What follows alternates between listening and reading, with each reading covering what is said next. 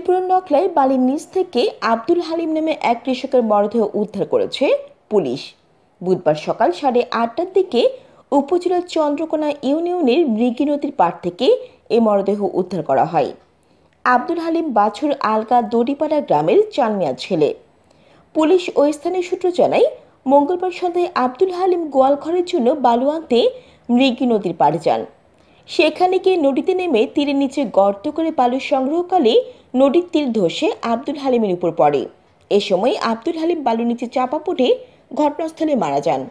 এদিকে হালিম বাড়ি না ফেরায় পরিবারের লোকজন খোঁজাখুঁজি করে বুধবার সকালে মৃগী নদীর পাড়ে বালুর নিচে আব্দুল হালিমের মরদেহের সন্ধান পায়। নকলা থানার পুলিশ পরিদর্শক আবুল কাশেম জানান, মৃগী নদীর পাড়ে বালুর নিচ থেকে আব্দুল হালিমের মরদেহ পাওয়া গেছে।